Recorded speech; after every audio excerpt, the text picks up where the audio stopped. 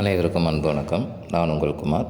இன்றைக்கி வீடியோ பதிவில் நாம் எதை பற்றி பார்க்க போகிறோம் அப்படின்னா, நீங்கள் விரும்பும் நபர் உங்கள் மேல் காதல் கொண்டு அதீத அன்புடன் உங்கள் மேல் பைத்தியமாக இருக்க வைக்கக்கூடிய மிக எளிமையான அதுவும் சக்தி வாய்ந்த ஒரு முறையை பற்றி தான் பார்க்க போகிறோம்.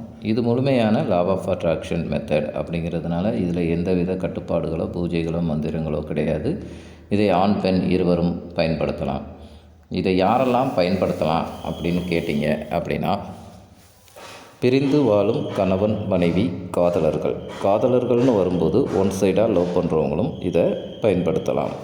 இது முழுக்க நம் ஃபீலிங்ஸை, அதாவது நம் உணர்வுகளையும் மனதின் சக்தியையும் பயன்படுத்தி செய்யக்கூடிய மிக அற்புதமான முறை. இதை எந்த நாள் எந்த கிழமை வேண்டுமானாலும் நீங்கள் ஆரம்பிக்கலாம். ஆனால் ஸ்டார்ட் பண்ணுற டைம் மட்டும் இரவு நீங்கள் தூங்குறதுக்கு சில வினாடிகளுக்கு முன்னாடி தாங்க இதை ஆரம்பிக்கணும். கண்டினியூவாக நீங்கள் இதை 21 நாட்கள் செய்ய வேண்டும். 21 நாட்கள் நீங்கள் செய்யும்போதே, இதை செய்துக்கிட்டு இருக்கும்போதே நீங்கள் யாரை நினைத்து இந்த முறையை பயன்படுத்துகிறீர்களோ அவர்களிடமிருந்து உங்களுக்கு ஒரு நல்ல தகவல்கள் வந்து 11 நாட்கள் கட்டாயமாக செய்யணுங்க. இடையில் எந்த ஒரு பிரேக்கும் விடக்கூடாது. பெண்கள் தீட்டு நேரத்தில் கூட செய்யலாம். அப்படி நீங்கள் பிரேக் விட்டுட்டீங்க அப்படின்னா மறுபடியும் முதல்ல இருந்து ஸ்டார்ட் பண்ணுற மாதிரி இருக்கும். ஒரு குறிப்பான விஷயம் என்ன அப்படின்னா, இதை தவறான நோக்கத்திற்காக யாரும் பயன்படுத்தாதீர்கள். உதாரணத்துக்கு 2 பேர் நல்ல ரிலேஷன்ஷிப்பில் நல்ல பாண்டிங்கில் இருக்கிறாங்க.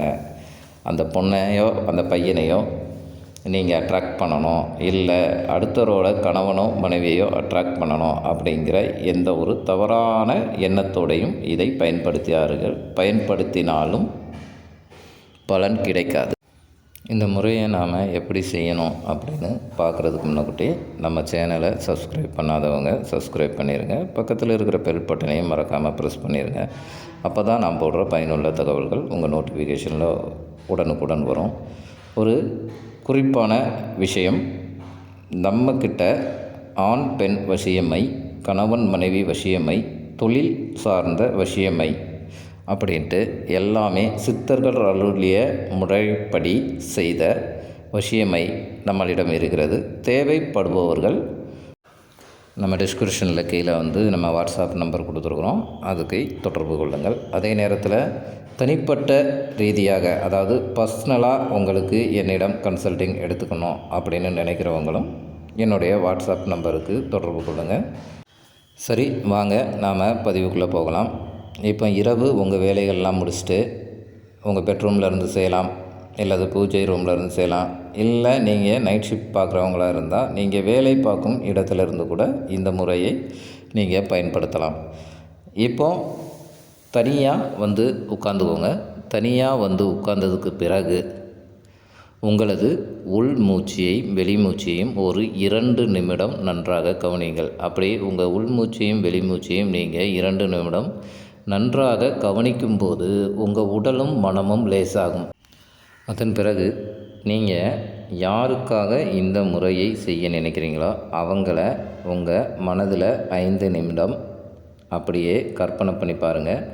கற்பனை பண்ணி பார்த்துட்டு இப்போ இந்த ஸ்க்ரீனில் கூட தெரியுது பாருங்கள், இந்த அஃபர்மேஷனை நீங்கள் சொல்லணும். உன் ஆழ் மனதில் நான் மட்டுமே காதலாய் மலர்கிறேன்.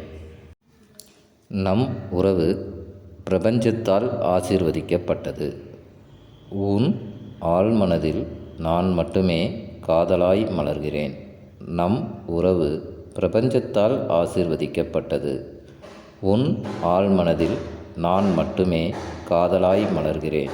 நம் உறவு பிரபஞ்சத்தால் ஆசீர்வதிக்கப்பட்டது. இதை நீங்கள் 27 முறை சொல்ல வேண்டும். அப்படி 27 முறை சொல்லி முடித்த பிறகு அப்படியே தூங்கிடுங்க. அதுக்கப்புறம் செல்ஃபோனை நோண்டுறதோ இல்லை வேறு ஏதாவது வேலைகள் செய்வதோ இருக்கக்கூடாது. இதை சொல்லி முடித்தோடனே நீங்கள் அப்படியே உறங்கிடணும். ஒரு முக்கியமான விஷயம், நீங்கள் விரும்பும் நபர்கிட்ட இருந்து ஃபோன் வருதா அப்படிங்கிற எக்ஸ்பெக்டேஷன், அதாவது எதிர்பார்ப்பு மனநிலை இருக்கவே கூடாது. நீங்கள் உங்கள் வேலையை செய்து முடிச்சிட்டிங்க. உங்களை நீங்கள் விரும்பும் நபரையும் சேர்த்து வைக்கக்கூடிய வேலையை பிரபஞ்சம் பார்த்துக்கொள்ளும். அவ்வளவுதாங்க இந்த பதிவு. இது உங்களுக்கு பிடிச்சிருந்தா லைக் பண்ணுங்கள், ஷேர் பண்ணுங்கள்.